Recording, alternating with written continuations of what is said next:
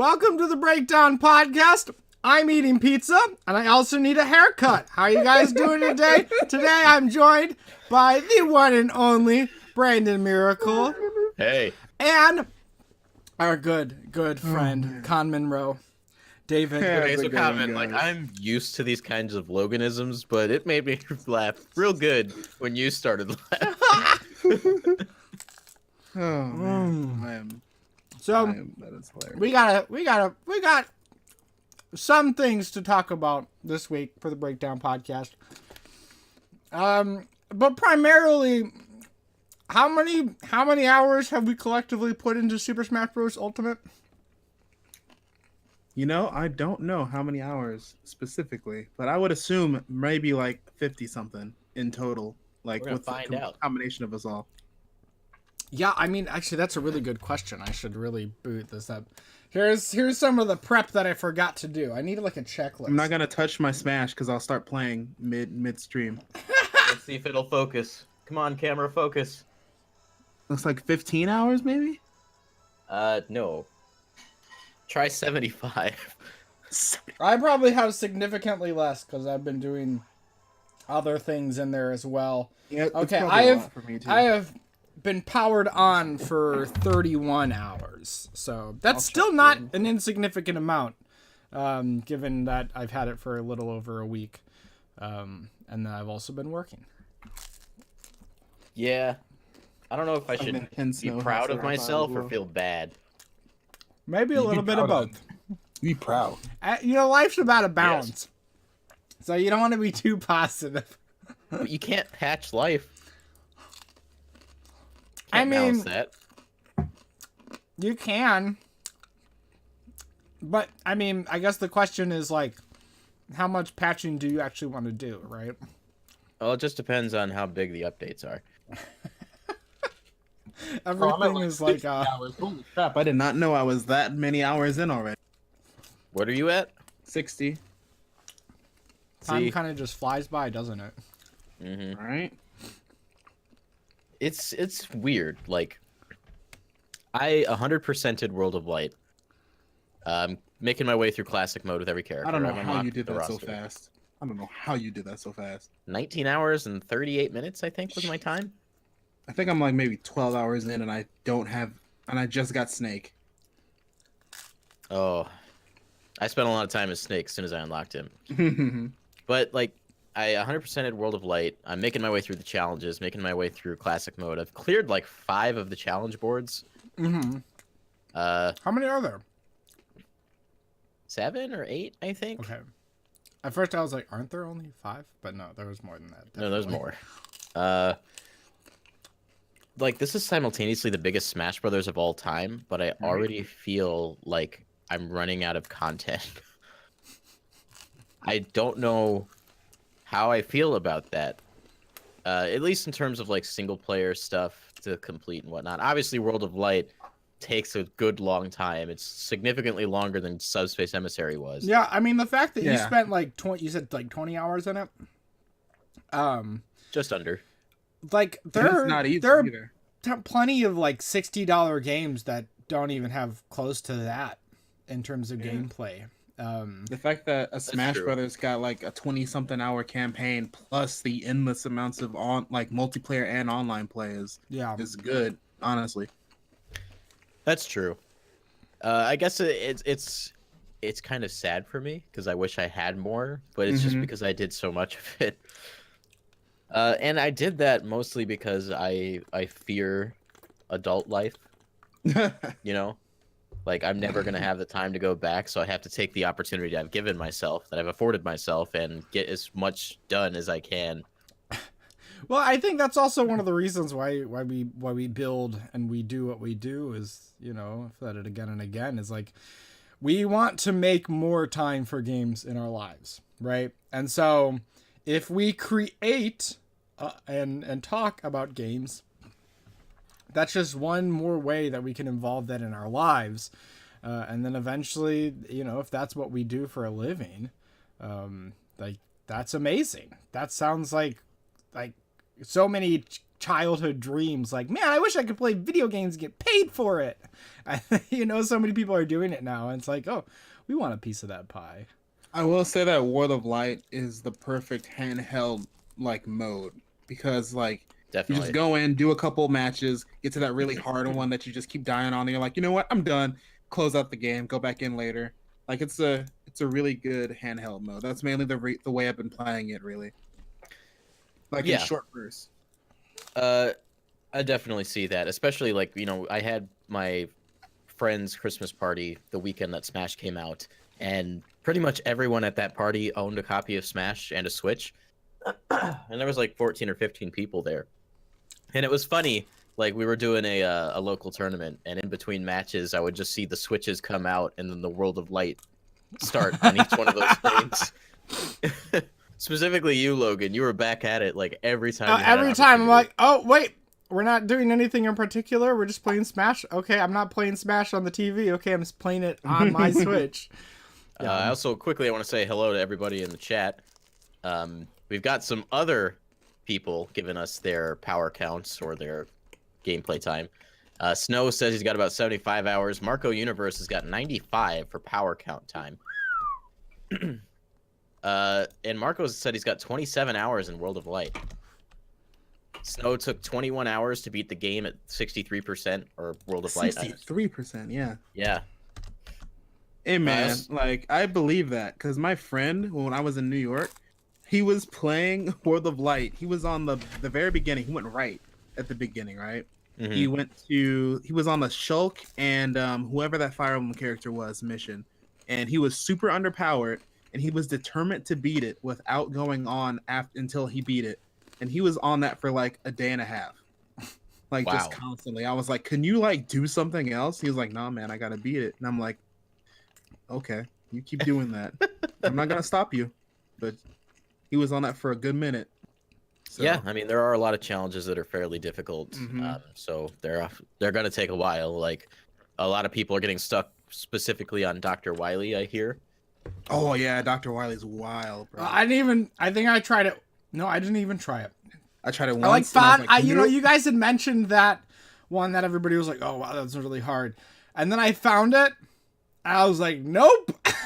And I walked away because I'm like, rough. Right now I'm just really, in terms of World of Light, I'm just concerned. Not really concerned. I'm only concerning myself with just getting to the end. And if anything gives me too much too much trouble, then like I start to like really not enjoy myself. And so I'm like, I'm gonna have to walk away. There are technically two endings, right? There's like the not 100% ending, then there's the 100% ending. But we're not going to talk about that. No, I mean, like, but there are two endings, right? There might be more than that, but we'll not talk about that. All right. Anyone who isn't done with World of Light in the chat, don't worry, this will be a spoiler-free place. And anyone who has finished World of Light in the chat, please don't spoil it for anyone else. Don't worry, we'll talk about it, because Logan, you haven't even finished it yet, right? Nope. I haven't even gotten to the Gleam. Yeah, I haven't finished it either. We're all good. I want to talk to you guys about the end so bad. Probably by... I've heard it's crazy. By next week sometime. Okay, good. Because, so maybe next Nintendo stuff. I mean, because here's what's going to happen is like I'm planning on going home for Christmas. And I'll be there for probably 3 or 4 days, and there's no way. I asked my mom for a GameCube controller adapter and one of the GameCube controllers for Christmas. That's what I'm getting for Christmas, right? I forgot you've been playing it like that. Yeah, I mean, my roommate has an adapter, so I have been playing with the GameCube controller. Also, okay. I have played a lot with the what do you call it? The Pro controller. And man, I really like the Pro controller. Like for Smash Bros, like I've never had a more like comfortable controller other than like the GameCube controller. Yeah. So it's like easily like I'm not even a friend of the show. Yeah. Like when we went to go play the game early, I think it was at Best Buy when he made his decision. After because they only had Pro controllers. After that, he's like, I think I'm gonna go Pro controller. Yeah. and he's been a valiant GameCube controller defender, Yeah. at least back in the Wii U era. Now that being said, like the formats, in terms of how the layout of the controller, it's it's pretty similar with the staggered sticks. Whereas like the Wii U, they didn't have the staggered sticks, and same with the Wii. Like we didn't, other than like the GameCube controller, there was no other control option that had that kind of layout. And it's ever since they went with it, I don't know, it just feels more right, I guess. Yeah, I've been either playing Joy-Con grips or I've been playing Pro Controller when I'm at home. So Have either of you guys played in handheld? I play it handheld often. Yeah. I mean, you saw me playing in handheld. Well, I mean, just like for extended periods of time. Yeah, I can. It was Although weird. my hands start to cramp a little bit, so I can't You have do that it too grippy long. thing, right? Yeah, the grippy thing helps. The grippy thing. See, I don't have any kind of handheld grip or anything, and man, it tore my hands up The playing grippy thing helps. for a little under an hour. I did like 30 minutes of training mode, and then I did some matches with Sandman, one of our viewers, and my hands felt like garbage. Part of that could just be that I grip the controller too hard when I play Smash Brothers. That Right, certainly and so could be like it. in addition to like you gripping it so hard, like those, controllers are so small that it's really easy to strain your hands if you're not aware. And then when you're in Smash Bros, like you don't want to have to be fighting the controller, and sometimes that kind of happens with the Joy-Cons. I might have to go ahead and make that $15 GameStop purchase. Boy, it's so worth it. Yeah. So have you guys been playing some of the other modes like Classic? I played Classic early on when I was trying to unlock characters, but then I ended up just doing the reset the game thing. But I will go back and do Classic mode just to do it, just to because I haven't fought Rathalos yet in World of Light, Ooh. and I feel like I can just do it with like Duck Hunt or somebody. And I don't know. I like to just probably do it just to get out of the way, just to do it, just to extend gameplay time. How do you guys feel about Classic mode? It's pretty decent. Yeah, I like Classic mode. I like the themes that they do with each character. Yeah, the themes are really fun. I Yeah. remember doing, was it Marths or Croms? I think it might have been Marths, that it was all like dragon. Like That's Marth. yeah, Yeah. everybody was a dragon. You had face off against K. Rool, against Ridley, against Corrin. Yeah, so that was a lot of fun. I like the bonus stage in this Classic. Really wish it like switched up every once in a while though, but it's fun. Yeah, Just to dash I'm kind of through. in the same boat. Like I liked Race to the Finish in Melee because there was like multiple paths. Now there was an optimal path you could take, and once you knew that, you just took the same one every time. Mm-hmm. But it would be nice if there was like not randomly generated, but like a pool of like 7 or 8 different races that could populate, just dependent on your character. That said, I think this is the best Classic has ever been. Yeah.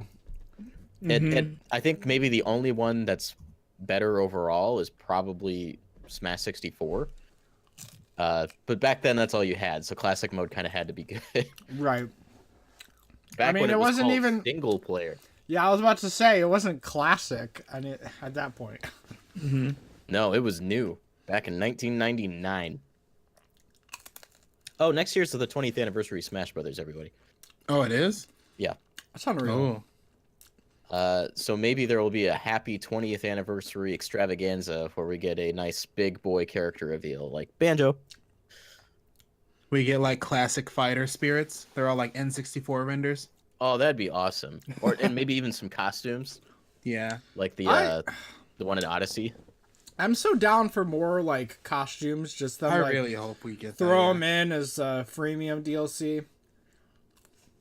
Yeah, I see so many easy ones, or I say easy, but obviously work has to go into them. But like Dry Bowser, why isn't Dry Bowser a costume? Yeah. They should like. I know in the office they played Project M. They just need to like just pick and choose a couple things out of that. That would be perfect. They already kind of have with like Squad Strike. Mm-hmm. Well, not exactly like how it was in Project M. It's pretty close. Speaking of Squad Strike's my favorite new mode by far. I love it.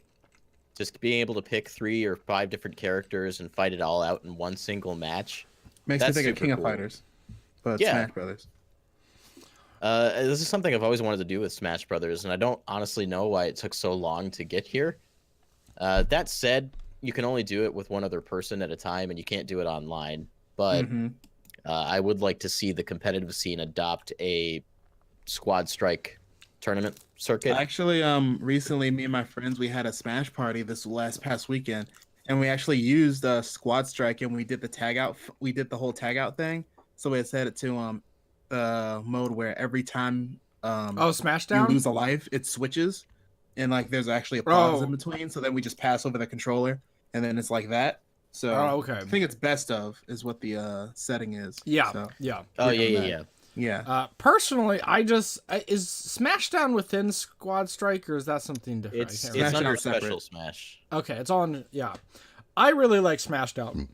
I like Smashdown's just being amazing. able to like, Yeah. okay, guys, here's the entire roster. Pick a character. After you pick that character, it doesn't appear again, and then like you just keep competing until, you reach a point. Whether you turn on the is it the mercy rule? Mercy rule? Yeah. or not.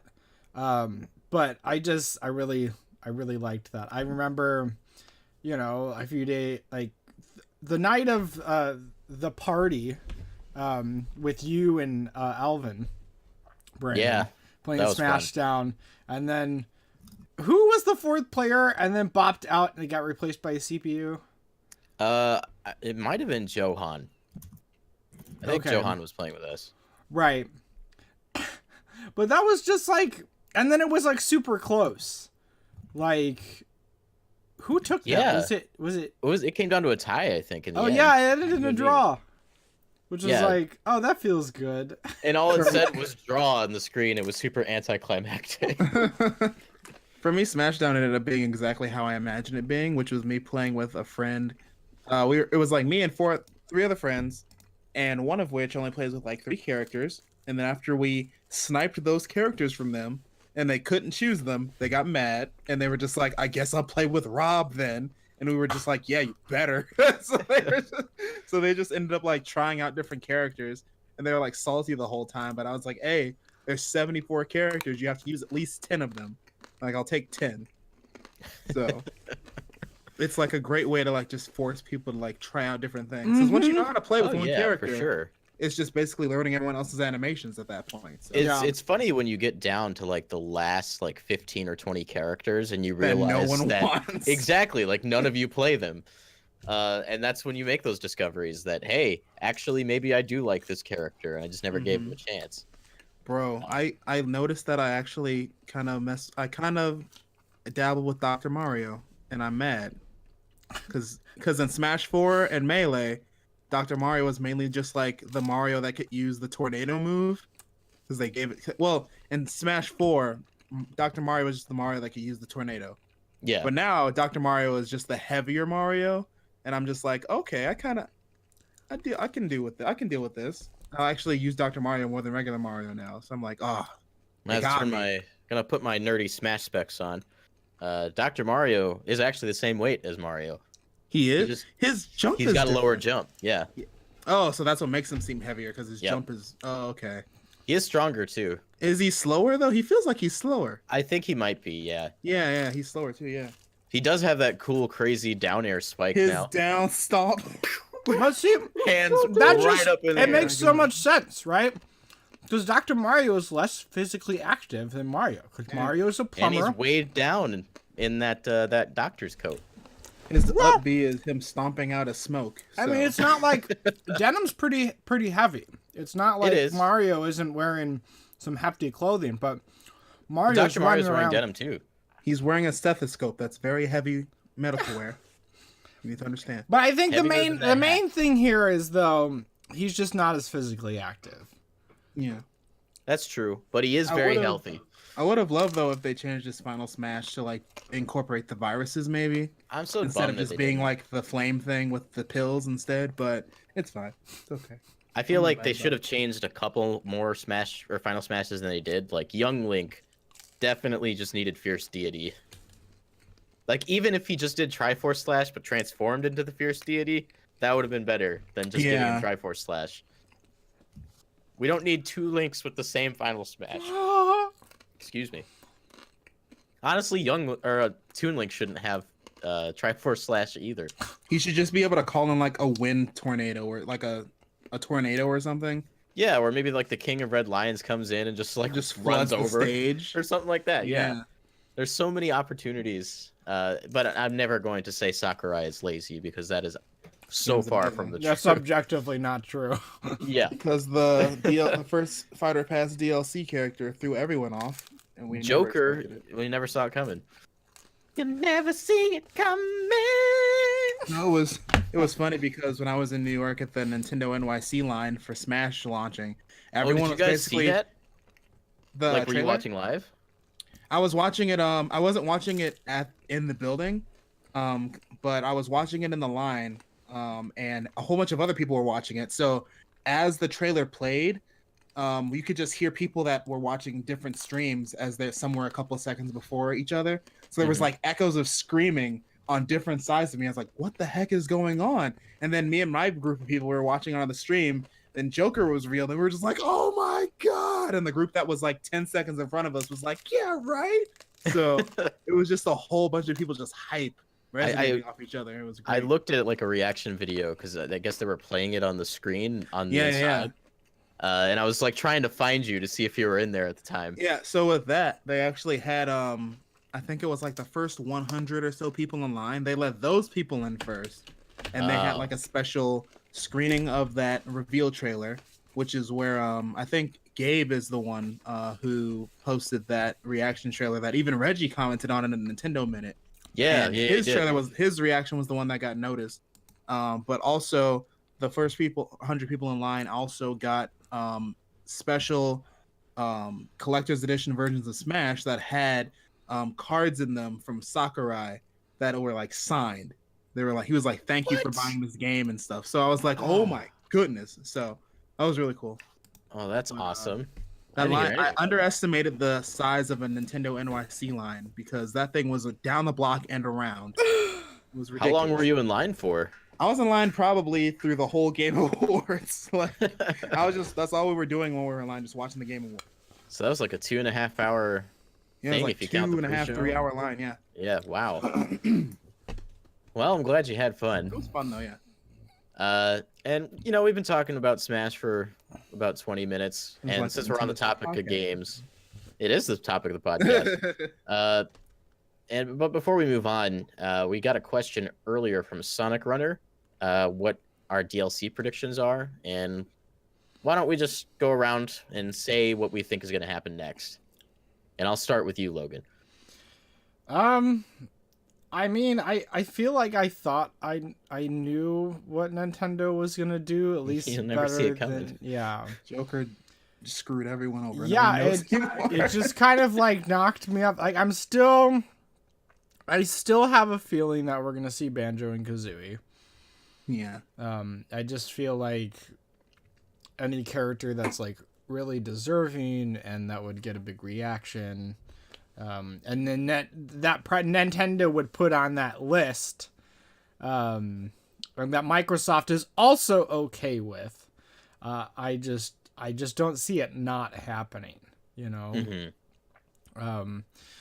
In terms of the other 3 characters, I don't have a clue. I haven't given it I a feel lot of like if thought. anything, this opens the floodgates for Sora, and I'm like 78% sure we're gonna get Sora because my main argument is every single Kingdom Hearts game other than 1 and 2 were on a Game Boy or a DS or a PSP, which the Switch is more powerful than, and they can easily put the story so far on the Switch. Kingdom Hearts 3, they could probably just be like, sorry guys, get a PlayStation 4. But everything else could be on Switch. And I'm super convinced that Sakurai plays Kingdom Hearts. He's probably hyped for Kingdom Hearts, and Sora is an established video game character. And it's obvious to me. I could totally see Sora getting in. Like, that's probably I want my it so second most bad. character. Yeah. His final it would be so good. It would be so good. I want it so bad. I will return. I've been drinking a lot of water today. I'll be right back. That's Do it. healthy. Yeah, I don't For know. me, I mean, if you've heard me talk ever, you know I'm about to say Monster Hunter. Yeah, I was about to say, here it comes. Uh, I still think Monster Hunter is going to happen. I don't think there's going to be a limit on representatives from any particular company. We've already got 3 from Konami. We've got now 3 from Capcom. I'm assuming we'll end up with more from Square Enix. I hope, like with Sora Mhm. or a certain rumored character, which we'll talk about when Conmen gets back. So why not add Monster Hunter? I mean, Monster Hunter has a huge presence on Nintendo, and it has ever since the Wii. Like without Wii, Monster Hunter Tri might not have ever happened. Right. And can you imagine a world without Monster Hunter now? No, I can't. And we were talking.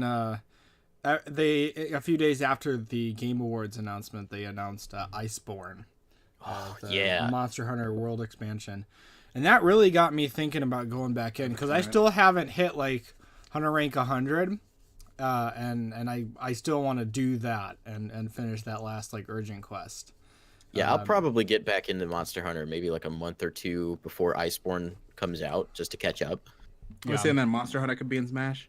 Oh yeah, I mean it's me. Yes. I mean, we already have Rathalos as a boss and as an assist for trophy. sure get a Monster Hunter. And they have that stage like where you fight him, the ancestral step. Why not turn that into a real stage and bring that as DLC too? Yeah, throw some platforms on there. Maybe some monsters. I think it'd be interesting to have some like items on the stage. Oh, like traps and stuff? Well, not only traps, but like, oh, maybe there's like an herb, that you pick up and it heals you a little bit, that maybe they're just randomly play.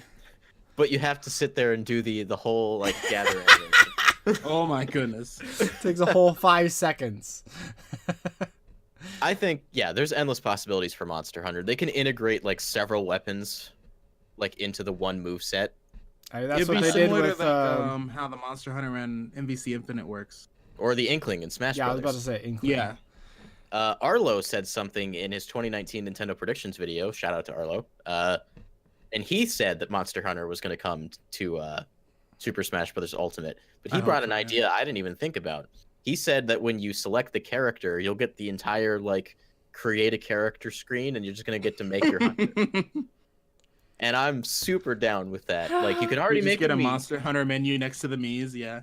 That'd be so cool. It'd be interesting to, like, throw a few, like, few different, like, move sets in there. I could of course, see it that'd be being a lot similar to of work. And maybe they might be down for it.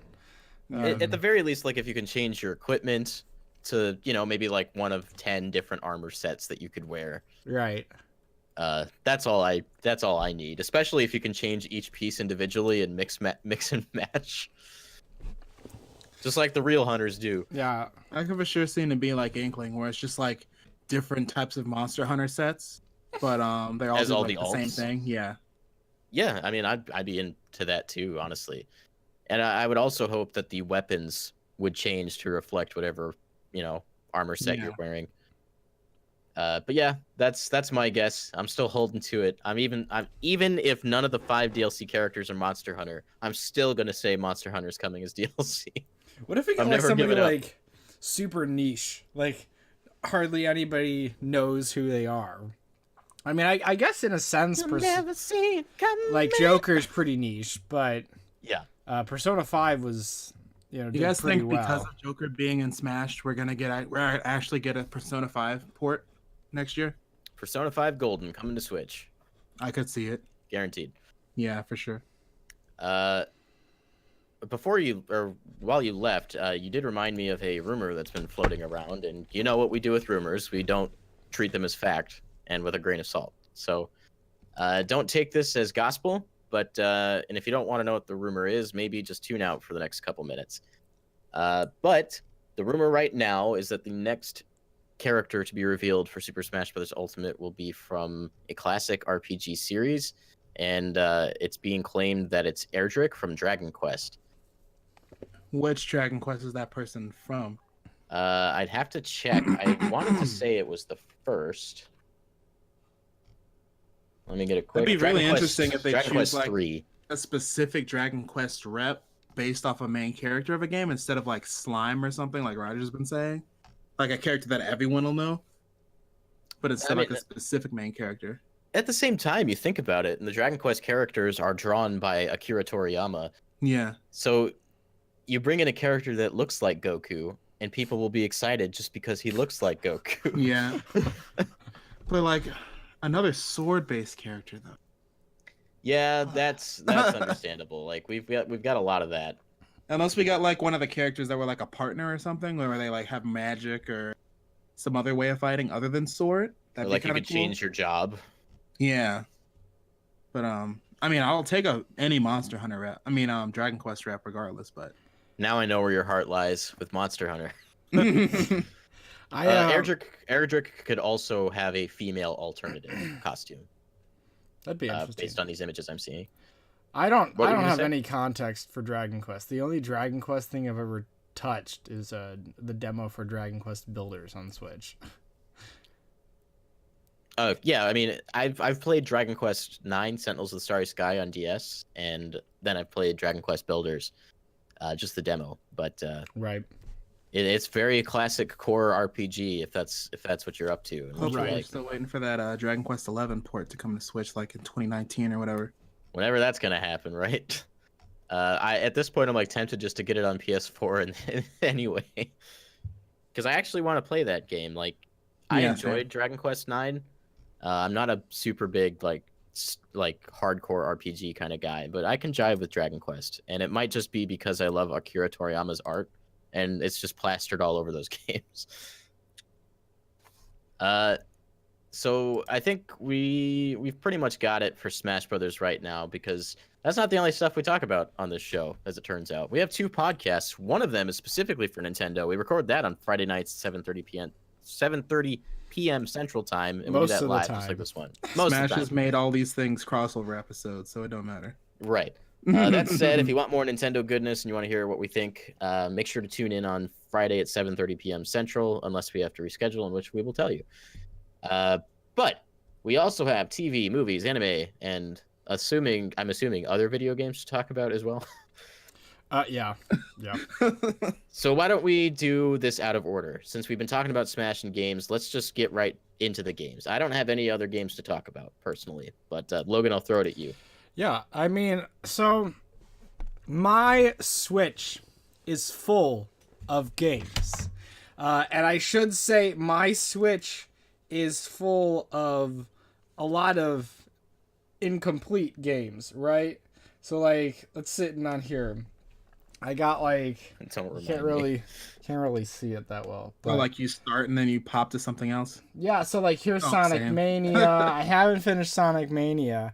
That was one of the ones I picked up this week because I was like, I want to get some of these out of the way. I really like Sonic. I beat that game in 5 hours. You can do it. I know I can, but here's what happened is, like, I'm on one of these levels, and, like, I think I played about, like, an hour, and I didn't progress. At all? I just keep dying at this one part on the level, and I got so frustrated that I was like, what zone are you in? I can't even remember. It's the one where you're on like the airship in the sky. Oh, so the desert stage, right? I think. Oh no, I know which one you're talking about. Yeah. So I'll revisit it, and I've been getting better at the special stages. You know, getting those special stages down, getting those Chaos Emeralds. You know, wait, you don't get Chaos Emeralds, do you? It's Chaos Emeralds in that game. Okay. Regardless, I need to hop back into it. I've been playing a little bit of Red Dead Redemption 2 as well. Trying to kind of get myself into the groove. You know, I feel like that game kind of stalled. Like, I feel like it's a lot of the same things over and over again. It definitely seems like it goes faster if you prioritize like the major missions. Well, and that's what I do. Is like I just almost do all of that. But I'm starting to really like, you know, the Metacritic score is sitting at like a 97, and I'm really starting to disagree with that. You know what I mean? I think there is some kind of very much legacy design Rockstar decisions. design. Yeah. That is really holds the game back. So I feel like the Red Dead craze like is very biased in a lot of ways. Not that it's not a great game. I mean, I'm enjoying myself. It's just there are certain things about it. Another reason why, looking back at the Game Awards, why I'm so glad God of War won Game of the Year, specifically Which over honestly Red Dead. surprised me. I was super surprised by that. Yeah, I was That only was surprised because easily I the thought it most was going to polished be game of the bunch. hands down. I know people love Celeste. I just never saw that happening personally. That was a super. Yeah, I didn't expect The that fact to that win. it got the nomination was big, though, and I It think won that was indie really game cool. though, so I'm happy about Yeah. that. So I'm glad about that. Yeah, in terms of games, I don't think I've played much else this week. I'm just kind of playing Smash and a little bit of Red Dead here and there, and that's mostly been it as of late. What do you got, Conman? Well, other than Smash releasing on December 7th, I got the second best game that released that day, Katamari Damacy Reroll for Switch. Got that physical at GameStop. It was while in New York, and I was walking around. I was like, "Didn't that come out today?" And I was like, "Yeah, I should probably get that." So it was only $30. It's $30 both physical and digital. I wanted that physical box, so I got that. And it's Katamari Damacy. If you haven't played that game on PlayStation 2 or on PlayStation 3 or PS Vita or whatever it's been on, you need to check this game out. Yeah. It is like it is the most fever dreamish game ever created. It is amazing. It's super satisfying. If you like, it's basically you're just rolling up. You start with a little small ball, probably about this size in real world size, right? And then it ends up being like the size of a house, or like the size of the Statue of Liberty, or the size of a planet. And it's like super fun. The music's amazing. It's aged super well. The HD remaster of this game is quality. Like, it's a super good game. Don't sleep on Katamari Damacy. I have been wanting to it's really play good. this game for years. It's now. so good. Like, I Same. discovered some footage. I can't remember how I came across it. And I was like, this looks zany and amazing. Yeah, if you actually, I don't know if the demo is on the American shop, but if you have a Japanese eShop account, you can download the demo on that, and it's totally in English. That's me. Totally do that. You want to check it out. Yeah. I really want to pick this game up Quality sooner game. rather than later, because I know it's Yeah. not like a terribly long game either. So Yeah, you could probably beat it in its entirety in like maybe 8 hours, 8 to 10 hours, probably. so if less. I like don't know. rushed through it or something. Yeah, like that. but it's Okay. like it's even a game after you beat it in its entirety. You could just go back through just to roll up stuff, just for the lulz of it. Super good game. And then also, other than that, I recently finished Celeste, and I did that because one, it was nominated for Game of the Year, and I think it was also on sale during Black Friday, and I got that because it was nominated to Game of the Year, because it was either that or Hyperlight, and I was like, let's see what Celeste is about. So I got that. Great game. Don't sleep on it if you haven't gotten it yet. Not only was the gameplay super good, it's a quality rage platformer. So if you like games like Super Meat Boy, or even like I also have Flat Heroes on my Switch, that's also a good rage platformer. But Celeste also has good writing to go along with it. So it's basically you're playing as this character, this girl named Madeline, who is planning to climb this mountain called Celeste Mountain, which is actually a real world place in Canada, which I didn't know was real. And she's pretty much fighting not only the elements of the mountain, but also her inner self, which she ends up meeting because the mountain has magical properties, and she ends up splitting in half, and her one self that is herself, and then her other side, which is like her inner negativity and self-loathing and all those extra existential crisis things, they end up fighting on the way up through this mountain. So it's like you end up meeting other characters and interacting with yourself, and it's like it's really fun, really great writing. I had to screen cap a couple moments in that game because I was like, this is insane that they got away with this. and it's Wow. it's too real. So it's really good. Also, one of the characters that you meet, is that's basically your friend, has an Instagram, and it's like in the game it's called like Instapics or something like that. And you're like, oh, that's cute. It's like his in-game Instagram account. But then after I finished the game, I looked up and I was like, is this Instagram real? And it's real, and it was actually made like 6 months before the game released, and he was updating constantly before the game released. So on day one, the first picture he takes with you in the game corresponds to the first day the game launched on his account. So I was like, That's and then wild. even after the game ends, he's still posting pictures after that. So like up to like 6 months after the game released, he was still posting. So that was actually really cool to see afterwards. So I don't suggest you look at his Instagram account until after you beat the game, but really cool. Really Wow. awesome stuff. Yeah. Don't sleep on Celeste. Good game. That's pretty much all I have for gaming though. So All right, Yes. that's gonna slide us over into TV and movies, and I'm gonna take the reins here because I have a lot. So get ready. First of all, I'm gonna take you guys through my week of Christmas because I've been watching Christmas movies. First of all, I watched The Christmas Chronicles, which is I guess Netflix's like big holiday movie push for this year or Oh whatever. yeah. I think I've seen that, yeah. Stars Kurt Russell as Santa Claus. I had a good time with this movie. I see that it's fairly divisive on the internet, as many things are. But honestly, Kurt Russell was a good enough reason just to watch the movie because he makes a really fun Santa Claus. He's hip, he's wild, he does things that Santa might not usually do. But it's just a really cute adventure with two kids who, end up ruining Christmas and then have to work together with Santa to make things right. Just a warm tale. I would advise you watch this maybe with young kids or like a significant other, just like a casual night. But I enjoyed that. Also, I'm a big fan of the Angry Video Game Nerd, and he just uploaded a new episode of his show with Macaulay Culkin where they played the Home Alone games. That was a beautiful surprise. It was I was very really, special. really happy to see it. And that inspired me to go back and watch the first two Home Alone movies because I have not watched them in quite some time. Yeah. And man, is that kid really cute.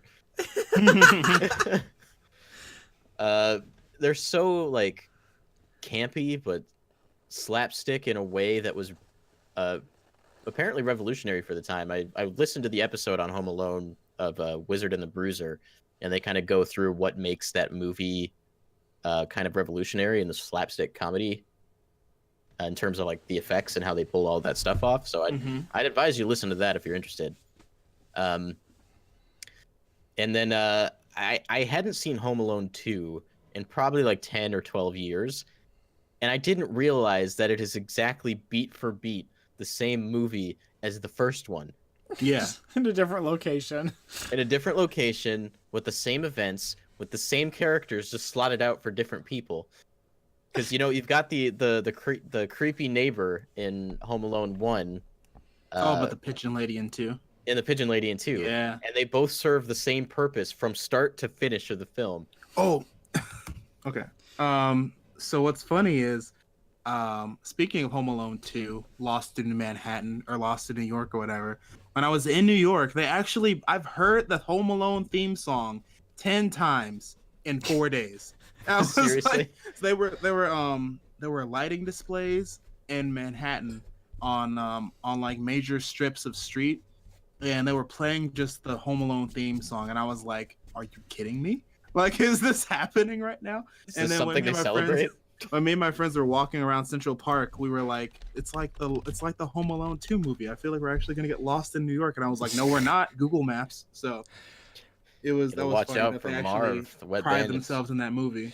It's fun to see like certain movies get a little bit older and they kind of, some of these movies will acquire like a legacy, like classic status. And I feel like Home Alone has definitely done that. Oh, for sure. It's just, it's so iconic at this point. It was iconic when it first came out too. Like that movie specifically the first one was an instant classic. Yeah. and still enjoyable. So if you haven't watched Home Alone ever, or if you haven't watched it recently, give it a watch because it's a great Christmas movie. And it's not even technically a Christmas movie. It just happens to take place during Christmas. Home Alone is a Christmas movie as Bayonetta 2 is a Christmas game. Exactly. Speaking of which, I should replay that. But I was looking at a thing for Home Alone, and it was basically like with the crooks that try to break into the house every time, how pretty much it's like if you watch those videos where they're like, wonder what these characters have like died in real life, like realistically, because like in Home Alone 2 there's a part where he puts like car batteries or jumper cables on doorknobs, and the dude touches the doorknob and he pretty much gets electrocuted so hard you see his skeleton, and it's like it's comedically hilarious, and it's because they were trying to make that movie to where violence was kind of like a cartoon. So if you look at it more like a cartoon with real life people, that's basically what it is. Because people are getting hit in the head with like irons and falling down stairs with oil on falling on tacks and like everything. And it's like, this is basically a cartoon. Yeah. So that was a really cool thing to think about. The smaller guy, I don't remember his name at the moment. He had like a blowtorch, like just burned his skull. And Kevin had like closed off the pipes or whatever for the sink, because this took place in the bathroom. So he couldn't like put his head in the sink and get the all the flames off of his head because there's no water running. So he turns around and he looks at the toilet, and he like gets up on the toilet, does a handstand, and dips his head in. But Kevin had filled the toilet up with kerosene. So like it cuts to a shot of outside the building, and you just see a huge explosion before it comes back in, and all he's got are just like marks on his head. Basically Looney Tunes. Looney Tunes. You would have definitely died. Or at the very least had like some serious like burns that would have like left scarring for life, Yeah. I mean, there was another scene where Kevin is throwing bricks over the top of the building down at Marv's head, and he lands like 4 bricks on dude's head. First brick, for one, should have knocked him out. Second brick should have done the deed. The one brick probably would have killed him. It could have. I think in the context of the movie, he had a concussion after the first one. I don't know if you guys have ever seen that Facebook post where it's like, who would win, Predator or Kevin from Home Alone? And they're like, how long does Kevin get to prepare? If Predator's showing up at 9 p.m., he's got plenty of time. Oh man, yeah, I love those movies. This will probably become a tradition for me at this point. But in addition to that, that's not the only holiday special or only holiday specials I watched, because Netflix released the Sabrina or Chilling Adventures of Sabrina holiday special. I got the chance to watch that earlier today. Good, so we can both talk about it. Yeah. It takes place after the end of season 1, so you get Sabrina. I mean, well, I won't get super spoilery, but Sabrina is starting her newer life, I guess we should say. And then a bunch of kind of inconsequential things happen that don't feel super connected, and then the special's over.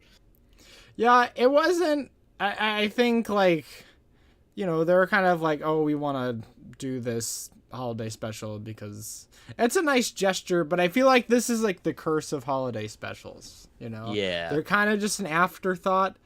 I mean, if you guys haven't, I can't recommend enough the Star Wars holiday special. Oof. Back in the day. Because you want to talk about an afterthought. And I love hearing about like Harrison Ford has no memory of ever filming that special. That's fantastic. And I think partially because he was probably drinking pretty heavily at the time, but yeah, it's pretty it's like unforgettable in the most forgettable way. And that's kind of my biggest complaint with this special, is that it was kind of forgettable. It didn't do anything too crazy for the story, though it did advance a few elements of the plot. Yeah.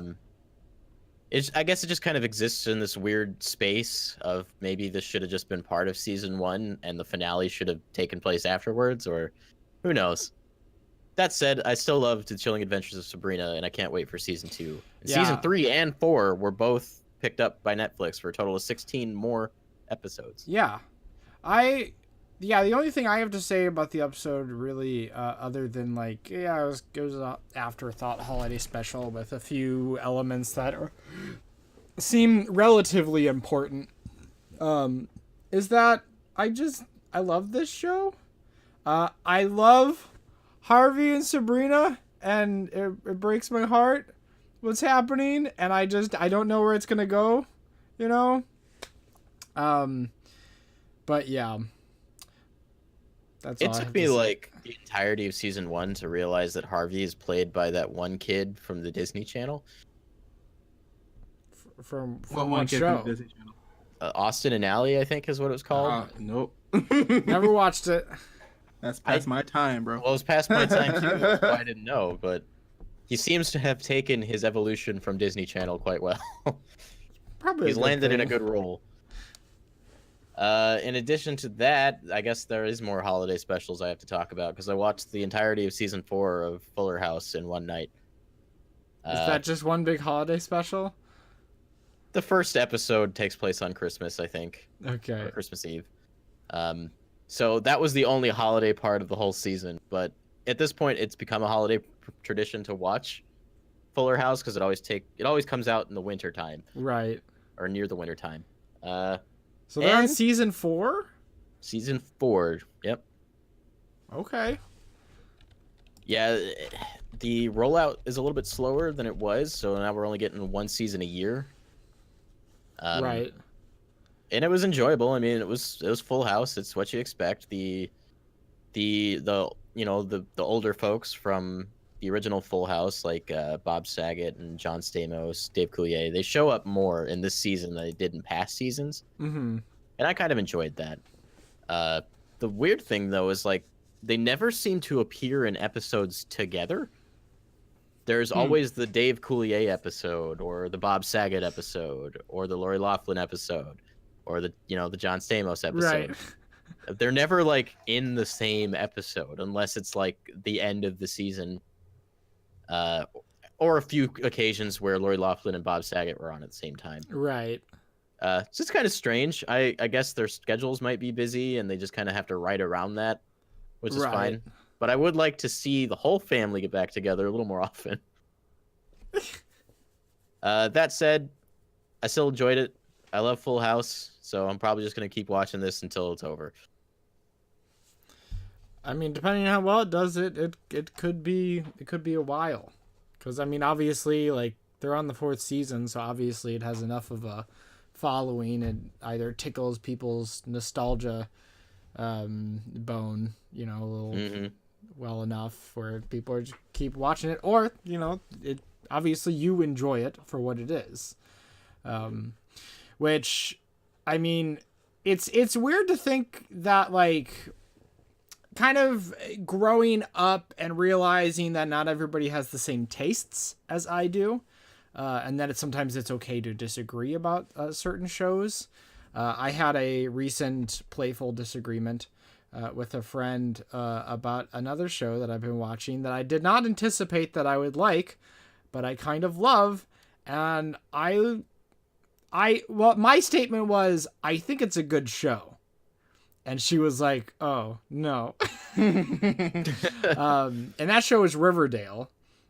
Because okay, it's cheesy, it's very, very cheesy, okay, but I think it's a legitimately good show. It's cheesy and it knows it and it runs with it. So I kind of love it.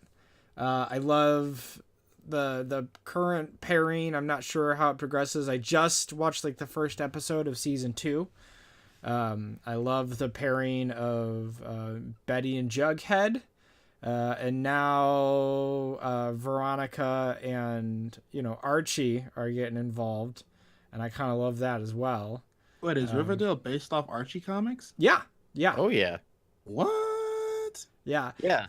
Like the only reason I started watching it is because Sabrina dropped, and then we had some sort of discussion, and I realized, like, it wasn't Sabrina the Teenage Witch. It was based on that character, but you know, it wasn't like a reboot of sorts. And so I gave it a chance, and then I was like, wow, this show's like legitimately like amazing. I love this show like a ton.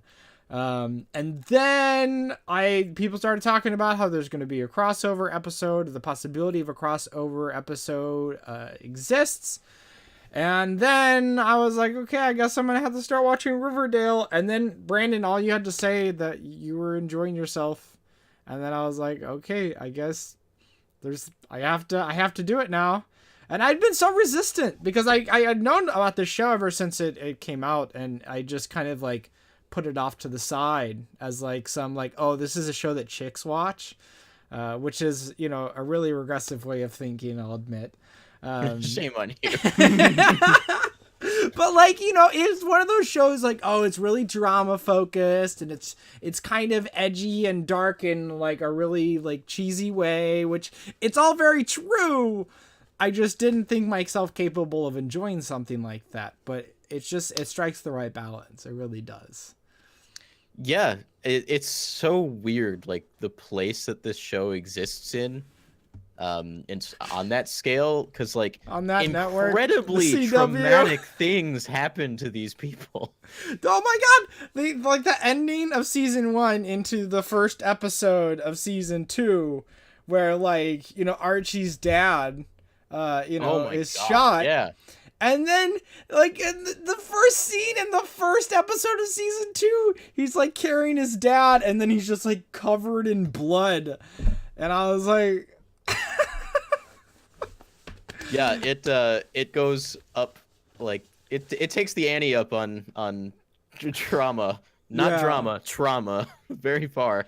And not to mention that reveal at the end of season 1 as to who was responsible for the demise of Jason. I won't spoil that just in case anybody else wants to watch the show, which I really like it. I can't recommend it enough.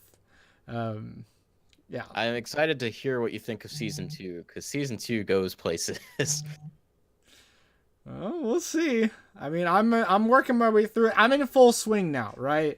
Like, I watched, like, you know, 3 or 4 episodes over the course of a week, and then I was like, okay, I really got to dive back into this. And then now, like, in the last, like, 2 days, I've watched, like, the rest of season 1. I started on season 2, and chances are I'll probably watch another episode tonight, you know?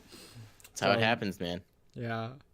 Well, I'm glad you're enjoying it. I went through a similar thing to you. Like, the only reason I watched Riverdale at all was because I wanted to watch The Chilling Adventures of Sabrina. And in the event I needed some context, I was like, I guess I should just watch Riverdale finally. And then I started unironically loving it. Yeah. And at that, like, by the end of season 1, I was like, well, I guess I'm a fan now. Yeah. It's the same story with Josiah and Degrassi High.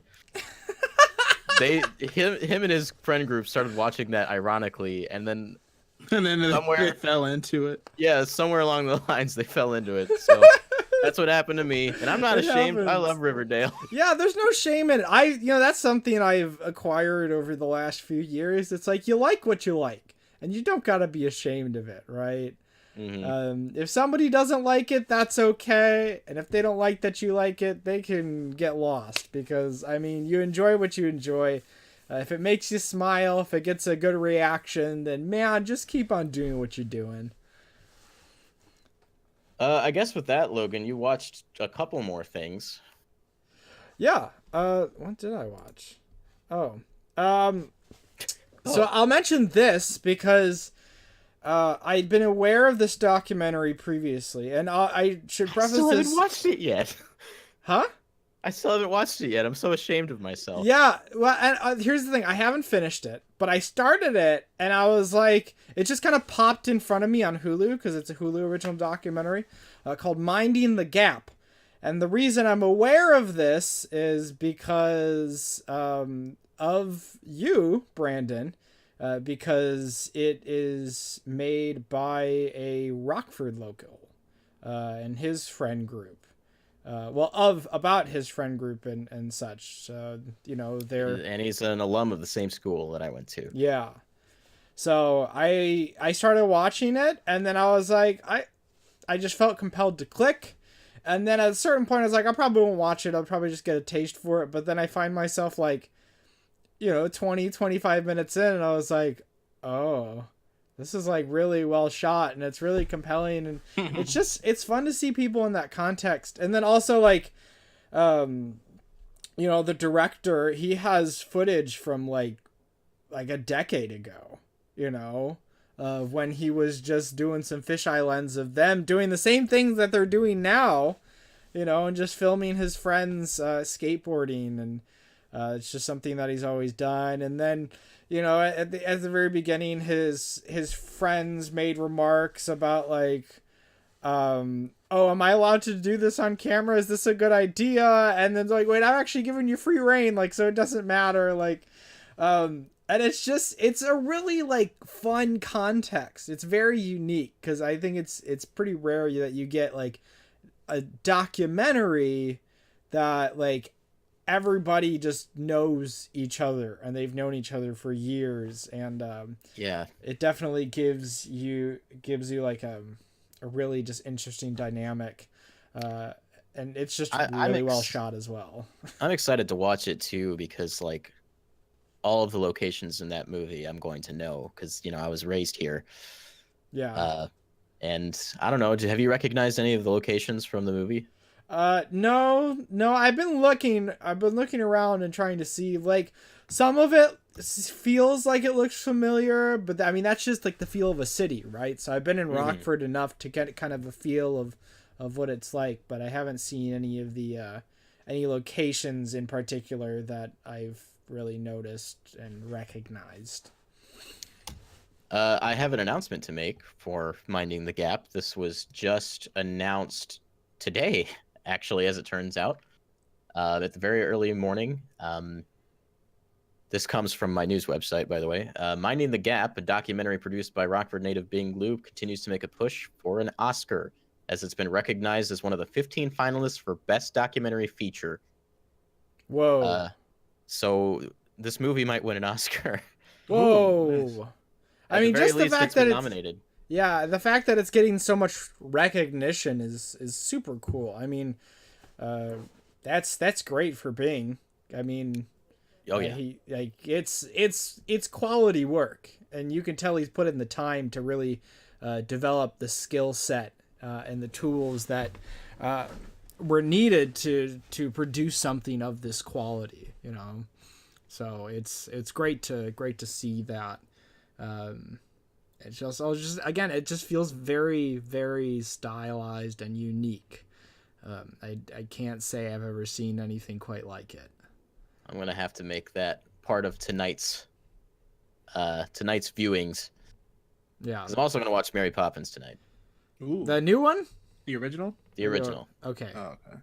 That was another. I was thinking about movies that I felt like I needed to watch for the holiday season. Like, okay, oh no. Sorry, I just forgot something really important I watched. Oh, okay.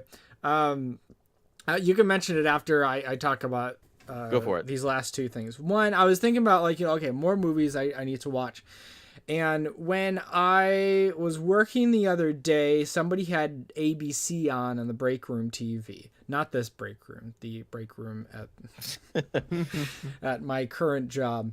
And Sound of Music was on. And it's been years. Oh, classic. Years since I've seen Sound of Music. And I was like, oh man, I really need to fit this one, in. And then I was curious because I'm pretty sure that that movie has an intermission in the middle of it, right? Does it? If you like, I don't know if it's included in like modern cuts, but I remember having the the VHS back in the day, and there was an intermission. I don't know how long the intermission went on. Go to the bathroom. Yeah.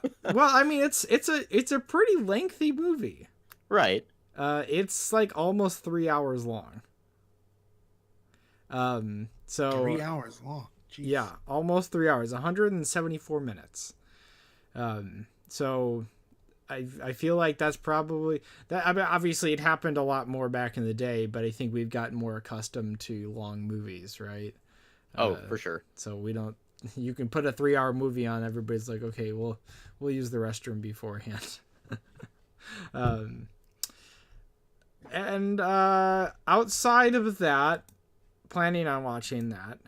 I finished season 2 of The Handmaid's Tale. And if anybody follows me on Twitter or has heard me speak within not like just any other chat like ever that's not on the break room, I talk a lot of politics. I talk a lot of political theory here and there. It's pretty rudimentary because I'm not that smart.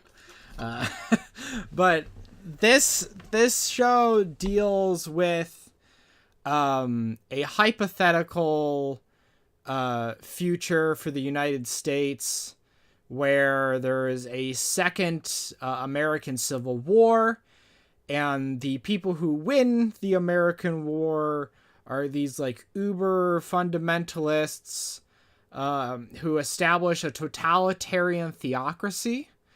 And if anybody doesn't know what that means, totalitarianism is just this rigid authoritarian system where they control pretty much every aspect of people's lives, and they have tons of propaganda. And then a theocracy is essentially like all decisions and laws are based on like religious law.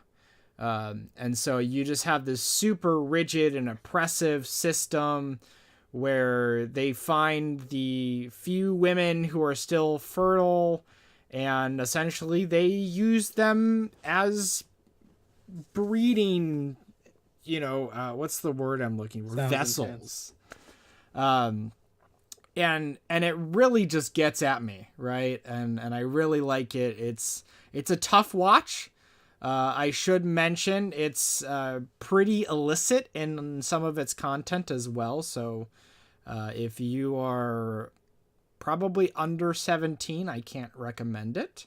And even if you are an adult, I mean, that it's the kind of material that really needs to be watched and handled with care. And they do it well. But it can be a tough watch, but it's a really solid show. There's a reason that, it's probably one of the best Hulu originals to date. So that's definitely been on my list for quite some time. Now that I'm caught up in all my shows, I might start checking that one out. Yeah, definitely worth your time. Also, Black Mirror might be coming out this month, so need to watch that too. Oh boy. So what was the thing that you forgot that you watched? Spider-Man! Which one? Into the Spider-Verse! Oh, yeah! Only the best movie I've seen all year. It's so good. Yeah, I still want to see it. I loved, the trailers and some of the imagery coming up on the release of it, but haven't gotten around to it yet. If you're a fan of comics, of animation, of movies, of Spider-Man, of anything at all, go see this movie. It's a good movie. If you're a fan of so anything good. at all. I was sitting in the theater, and like after the first 20 minutes of the movie had gone by, I started thinking to myself, this is the best movie I've seen all year. Yeah, I'd agree on that. It's so innovative. Like, my eyes have never been on a visual journey like that ever. I could sit here and talk for hours about all the things that make that But the movie company great. logos coming in, honestly, is when you're just like, oh, they're doing a lot. They're doing a lot with this. Oh, like right at the beginning of the movie? Yes. Yeah, that caught me off guard. And I went to see this movie in 3D, and I would implore that you do too. I need to see it a second time. Because it makes the visuals pop even more than they already do. But I can't even make words because this movie's so good. It's the best Spider-Man movie by far. Like, if you ask me. But some of the things that they do with the animation, the way they stylize certain movements and actions, are just unlike anything I've ever seen before. It really captures comics, because they accentuate single movements and then you kind of hang on it for a bit. But they've done it in a way that I've never quite seen before. There's a reason that Sony wants to like make more movies specifically in this style. And also patent their animation techniques. Also, I'm looking up like some of the credits and stuff like that. Phil Lord and Christopher Miller were involved with this movie, and all anybody has to know is that they had the big hand in the Lego Movie, and you want to talk about just an incredible animated film, and so yeah, I shouldn't be surprised at all that they were involved with this. Oh yeah. Now that you say that, like, I can easily see that, because the use of color in this movie, it's so bright and vibrant, and they throw so many colors at you at once, but you always can see everything. You can always tell what everything is and where everything is and what's happening on screen. It just boggles my mind how they've achieved what they've achieved here. I saw a video on Twitter where I guess like a film guy was doing like a frame by frame analysis of like one of the trailers, and the background was moving with each individual frame, but Miles was moving every other frame. Like they would freeze him on a frame for like 2 frames, and then he would move again, and that helped achieve like the visual look that they were going for in the film. It's a really cool thing that they did with that. Also, they do some pretty neat stuff with like Peter Parker's backstory that older Spider-Man movie fans might appreciate. And then they absolutely slayed Miles' origin story. Oof. Like if you don't know enough about Miles, or like if you've never been introduced to Miles before, like this is gonna be fantastic for you. And a combination with Spider-Man PS4 Miles and this Miles. Oh yeah. Like Miles is for sure a character I'd like to see more movies and things of. Honestly, Spider-Man Into the Spider-Verse made me more interested in reading the comics actively while watching the movie than any other like Spider-Man movie has made me want to do. Because like I have a friend that I also watched the movie with, and they were just like in the middle of the movie I was like, yo, who is this character? They looked at me and smiled, and then at the end of the movie they were like, so you need to start reading the comics, and I was like, yes, I do. Yeah, it seems like the reception is like way better than I was anticipating. I felt like it was going to be good. I just didn't know how good the reception was going to be. And it seems like they kind of knocked it out of the park. Yeah. If you see any movie this year at all, it has to be this one. I was literally just thinking, like, during this, like, we started talking about it, and I was like, I should spend a few dollars and go see it even before I have to, go home for Christmas. Absolutely. I want to go see it again, to be honest. And maybe even another time after that. Ooh. Like, I'm getting all these good feelings. And then, like, I think there's the added benefit is, like, it's a Spider-Man film. And Spider-Man is hands down my favorite superhero. Like. Oh, well, then your butt needs to be in one of those seats. I know, yeah, I know. You're going to love it, Logan, for sure. And that finally concludes everything I watched. Conman, what have you watched outside of Spider-Man, of course? So other than Spider-Man Into the Spider-Verse, which honestly I could keep praising for at least another 30 minutes in total. But Me too. I also watched Wreck-It Ralph 2, Ralph Breaks the Internet. And if you haven't seen have you both seen Wreck-It Ralph 1? Yeah. Oh yeah. Okay, so Wreck-It Ralph 1, if you haven't seen Wreck-It Ralph, you need to watch it, because if you like retro video games, if you like video games in general, it is a great animated movie from Disney, Pixar, well, Disney Animation. It's really great. And it pretty much picks up it's a time skip, I didn't know. It's 6 years after the original Wreck-It Ralph, because I guess in the original, internet didn't exist. So in this one, this is when the owner of the arcade that they're in starts to get Wi-Fi in the arcade. So the base premise of the movie is Vanellope's arcade machine, the steering wheel for her racing game breaks, and then they're gonna the owner of the arcade is going to pretty much can her game because getting a replacement part would cost too much money. So Ralph and Vanellope go into the internet to go to eBay to buy the replacement part, and then they don't have enough money to get the part for the game, and then just hilarity ensues after that. So then they just have a whole bunch of things that go on with them trying to get the money to raise the money to get this part for her game, and just the way that they touch on different themes of the internet. They touch on like YouTube, obviously. They touch on eBay. They touch on a whole bunch of other different things. Like this movie is chock full of references that are modern day references. I'm actually super wondering how this movie is going to age, because this movie is specifically catered to a certain moment in time, because Fortnite does get mentioned in a moment of this movie. And I'm just like, this movie might not age well after 3 years, depending on how good Fortnite does. At the very least, this will be like a cool time capsule snapshot. Yeah, this is a time capsule movie for sure. But like also if you haven't seen, well, if you've seen the trailer with the Disney princesses, that scene was really good. Seeing the rest of that play out, it's just, and also the underlying theme of this movie too that I didn't expect to come up. Actually, pretty like it hit home and it was very real. And I didn't expect the movie to go in the direction it did at the end either. But really good movie. You should totally watch it if you like the animated movie. If you like Wreck-It Ralph 1, if you haven't seen Wreck-It Ralph 1, watch that, then watch this. Highly recommend it.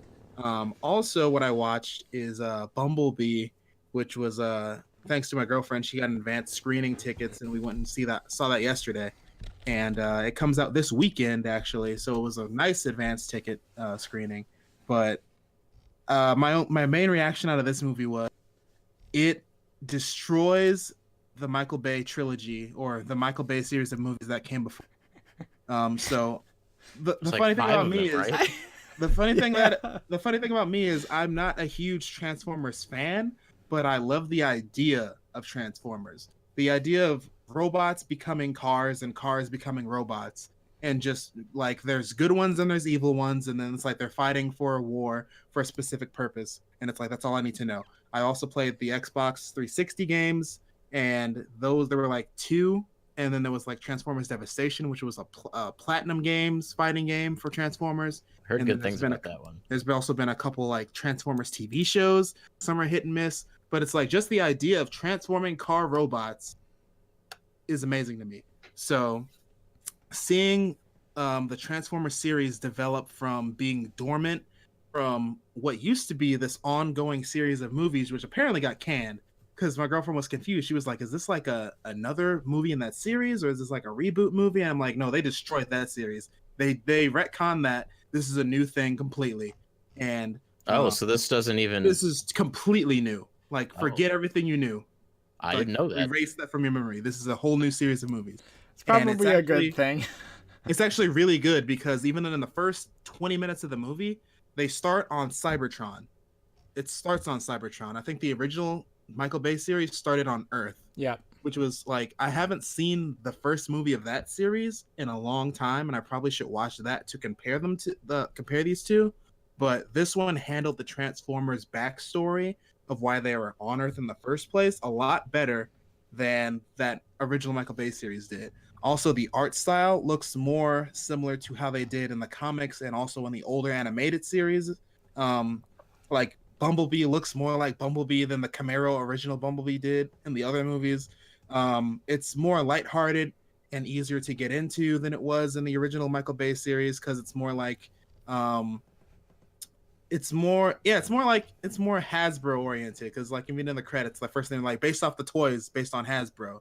And I was just like, yeah, this could totally get kids into the movie more than the other ones. So the other ones were more like teenager oriented. This so one's it's more not like oriented. Trying to be like uber edgy like the other films. Like this one focuses a lot more on the Transformers than Earth plus Transformers. You see what I'm saying? Yeah. Which is the approach they should have taken. Yes. The first time. And so this movie only had 2 Decepticons in it, and those 2 Decepticons were a force. And like if you see the movie, you'll know what I mean, because they were being heartless as Decepticons should be. And like the main character, human protagonist in this movie that was along with Bumblebee, she was really well casted. There was also like another male friend protagonist with her as well. But seeing how they just did things in this movie to fill in like certain gaps, because usually Bumblebee's the Bumblebee usually ends up being the character that doesn't talk, because they usually make him mute. And then like the first 30 minutes of the movie, I was like, how are they going to do that? And the way they did it was like very well done. And I was like, that was very appropriate how they did that for sure. Like, I'm not going to talk about it anymore, but I would highly recommend that you watch Bumblebee, and it was a really good movie. I need to watch the first Michael Bay movie. I'll just say this, that I'm glad that convinced me. Transformer is getting like the care that I feel like it deserves in a live action like- setting finally. Or like any classic property deserves. Yeah. And it seems like they did that. And it also resulted in currently the highest rated Transformer movie to date. And it's like a 96 on Rotten Tomatoes. It's better than all the other ones combined. Yes. Yeah. It's rating very well. 96? Yeah, and I think an average of 7.3 out of 10. And then I think it might be sitting at like a 70 on Metacritic. Like, I could see them making a shorter trilogy of movies with this. So like this one's Bumblebee, the next one could probably be like Optimus Prime, then the one after that could be like Transformers, whatever. Yeah. So I'm looking forward to seeing what they do with this new series of movies. I hope more games come out of it, because those games on Xbox 360, Rise and Fall of Cybertron, were so fun. Probably my favorite third-person shooter video games ever created. So I really hope those. I hope we get more stuff from Transformers because of it. Well, And that's all I got for movies. you successfully have gotten my butt in the seat this weekend, because I'm going to go see that now. I'm also seeing Aquaman this weekend. We'll see what happens. Oh, I just want to see that for Jason I'm mixed Momoa. thoughts on Aquaman. I mean, what a I'm hunk. mixed thoughts on Aquaman. I just want DC to do good. I want them to win. Yeah, we need more Dark Knight quality films. Yeah, That's what we need. Or even Wonder Woman. Yeah, I love Wonder Woman. I heard. I haven't seen Wonder Woman. Wonder Woman's good too. Yeah. Yeah. Neither of you seen Wonder Woman? No. I have not. It's like the only one you needed to see. Wait, no. I've seen Man of Steel. I like Man of Steel. And so do I. But Wonder Woman is like the one that was universally praised. Right. Let's see. That's the end of TV, movies, and games, and I haven't watched any anime. I didn't watch any anime. I started watching Dragon Ball. That's a trip in itself. Yo. Have you ever seen Dragon Ball? Nope. I've Welcome always to the club. So I've Wait, are I've we talking? always You've seen Dragon Ball. DBZ, right? I've never watched DBZ. I've never been into Dragon Ball. I've always seen clips. I've always seen bits. So and pieces this of is the episodes. Genesis. Yes, I'm starting Yo. series now. Yes, and it is very off-putting because the series is a lot more action comedy than I thought it would have been when I was a kid, because I only remember watching the episodes that involve tournaments and fighting. But I'm noticing there's a lot more just very bad English dub and like very specific for the time pervy comedy involved in this show. Yep. And I'm just like, oh, this is you wild. ain't seen nothing yet. Oh man, There's some good stuff in Dragon Ball a little later on. Yeah, I'm only it on like the episode first- 12. Okay, But so you've already seen Bulma try to tempt Goku with her little freaking Yeah, that was fanny. like super. Yeah, I remember even when I was a kid, I remember reading like the first like volume of the manga and seeing that, and I was just like, "What is this? What is this series?" And then, I also didn't know they summoned Shinron like in episode like 10. I didn't know like the dragon came in so early. I thought that was like episode 50 or something. Like, no, we got the Dragon Balls now. Here's the dragon. I'm just like, oh, okay. The first arc of Dragon Ball is by far the weakest. The show, well, I should say the manga, really figures out what it is after this. I'm waiting for like Trunks or Krillin to show up, like so I can see that that whole thing happen or whatever. Whenever like someone dies and they go to that training camp in heaven or something. I don't know what's going on in this show yet. I'm looking forward to like seeing where this goes. Don't rush it, man. Just enjoy it. I love it. I love it. Took like 30 seconds to do. If you ever get to Z, please watch Kai. Yeah, don't bother with the original. Just watch the. Fresh dub. They cut out all the fat. Oh my goodness. But yeah, It's- I'm looking. I mainly started it because I got a Funimation Now subscription for that 30-day free trial. I'm trying to see how far I get in that 30 days, but I'm probably gonna renew it. And Do they just have the keep dub of watching Dragon it Ball just on to there? watch it. Yeah, like because Funimation did the whole dub, so they just have the rights to the whole series dub. Right. I guess Yeah. they didn't host it on Verve, so I guess I didn't think it was on Yeah, there. no, they didn't Yeah. host everything on Verve that they had on Funimation now. They still had to get people to buy the They Funimation. kept my One Piece from me. I wanted to watch that. Yeah. But yeah, that's like and also on the other side of animation, really quick, I watched Hilda on Netflix, and that's a great animated series for sure too. If you like any animated thing, just watch Hilda. It's really Hilda's really good. good. That's Episodes what I are only keep 30 hearing. minutes, so I that's don't a think I've easy even access one. seen it on like Netflix. I'm on Very Netflix. good. It's a very cute kind of. It almost reminds me of Wind Waker in a few ways, but very whimsical. Mhm. Right. They crafted a really fun world, one that I like a lot. And It's- Alpha is the cutest thing I've ever seen Yeah. drawn on paper in my life. Yeah, Netflix hasn't had a lot of. I mean, is it geared towards like children's? You can for sure It's like- watch it. Like it's one of those series where it's like Ageless. kids can watch it, but like some of the Well, yeah. the writing is like teenagers or older adults Right. can also So I mean, appreciate I it, feel yeah. like this is something that Netflix has been missing from their original programming, you know? Yeah. So like there's a lot of, animated shows that are geared towards a younger audience that, older audiences can also like really appreciate. I really like Steven Universe. I love Amazing World of Gumball. So yeah, I was just wondering, like, when is Netflix really gonna hit it off? Because they already have like a few, like, say, like adult animated television series that are really, really quite good. Yeah. And so I was just I would wondering, say like, if how you are they like- gonna fill some of these other things out? And it seems like they're finding their way little by little. I would say if you like shows like Gravity Falls, the new DuckTales, Steven Universe, and stuff like that, Hilda's totally up your alley for sure. Yeah, Okay, definitely. And then Dream Drop's telling me to watch Voltron. I've heard that's good too. That I think brings us to the end here, doesn't it? Yeah, there's nothing else to talk about. Well, I mean, there's always something else to talk about, but Like that super hot Dragon Ball movie coming out in a month that I can't wait for. I'm happy for you guys. One of these days you'll be excited too.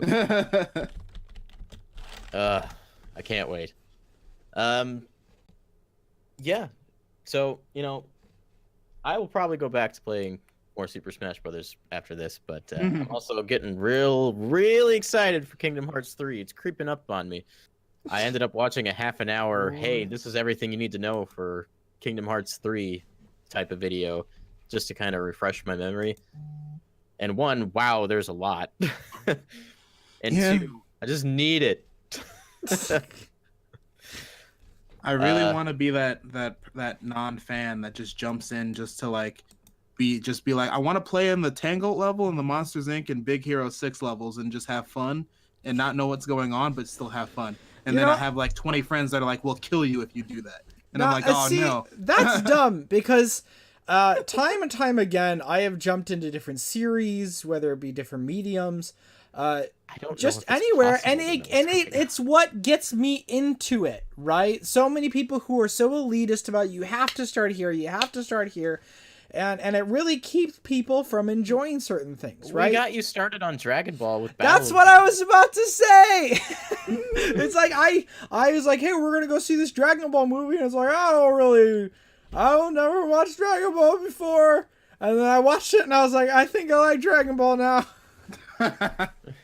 So I mean, by all means, like if it feels like something you want to do, like just do it, especially if it's gonna be the one thing that's gonna get you into the series.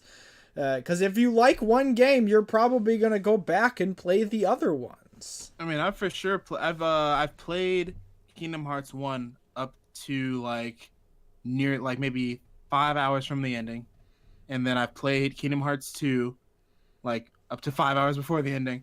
I need to actually like refinish those, but Yeah. There's also like there's so much. Like if- anytime I talk to my Kingdom Hearts fan friends and they're just like watching these new trailers and they're just like the clone of this person and the heartless and they lost their memory and the back in the time and there's multiple dimensions. In the and back like, in the time. It's funny, like you say that, and I knew exactly what character you're talking about. and just there's 13 of this character and 15 different bodies. I'm like, what the heck is going on? But let me tell hey, you, man, like that whether first you one- played Kingdom Hearts at all, before getting into Kingdom Hearts 3, I have played the entire series, and I guarantee you, I will get like halfway through that game and not have a clue what's going on. So whether you've played the games or not, you have the context or not, you know what? Give it a shot, see what you think. Because you're talking about getting excited for the Monsters Inc. worlds and all that stuff. I'm here for Toy Story. Pirates of the Caribbean world looks clean. I played Yeah. Kingdom Hearts 2 and played that level. This one destroys that. I'm with Brandon on the Assassin's Toy Creed Story. Black Flag. I really want to explore Toy Story in that context. Andy's room. And Dream Drop says, no, it's not even elitism. Logan, it's not possible. This series particularly, it's just going to be rough. But yeah. With all that in mind, guys, Conmen, where can people find you? Just look up ConMenRDW on Facebook, on YouTube, on Twitter, and you'll find me pretty much. Oh, and also on Instagram. You'll also find me on all those things. I am personally going to start uploading more on my personal channel, ConMenRDW, more often coming to 2019. 2019 is the year of moves, guys. We're gonna be coming up. Yeah. We're gonna hit that 1K on that channel. We're gonna be making moves, making videos. Your moves. I'll Show do me it. them. I should say, if you are watching the YouTube version of this podcast, I have put the link to ConMen's channel in the description below. Hey man, I still gotta toss up the video of my New York City trip, so that's gonna probably go up within the next 7 days for sure. I'm just gonna start just tossing more videos up on there. So gotta get those creative juices flowing. So Yeah, man. Looking gonna forward run to into seeing that. 2019 for sure. We're all going to hit 2019 hard and with the best of our abilities. Make sure if you're watching this to go to Conmen's channel and smash that subscribe button. If you're new here, make sure to smash our subscribe button. Like the video if you enjoyed what you saw. Make sure to check us out on Friday at 7:30 p.m. Central Time for the Nintendo Stuff podcast. Obviously, we have Super Smash Bros. Ultimate as the namesake of today's episode, but we talk more about that kind of stuff on Fridays. So if you want more of the Nintendo stuff, we've got Nintendo stuff. I wasn't planning on making that sound kind of cool and like I rehearsed it, but it's how it happened. And then follow me on Twitter at Babababs. Follow Logan at LoggyDubs. Follow us as a collective at Breakroom Arcade, and make sure to join our Discord server if you want to keep up the conversation. We love talking to you guys. We set up Super Smash Brothers matches. There's been a lot of Smash Brothers happening amongst fans and friends in the Discord. We're all Smash YouTubers now, guys. Don't fight it. We're all Smash YouTubers now. Thanks, Connor, for checking us out. I will go watch Mortal Engines now that you've requested it a couple times. And yeah, I think that's everything I needed to mention. If you really want to help support us, we also have a link to our Patreon account in the description. You can donate for as little as $1 a month, and we really appreciate it. With all of that in mind, guys, we will see you on Friday. Make sure to check out the channel for some other uploads during the week. Don't break your backs, break in the games, but for now, break time's over. We love you. Love you.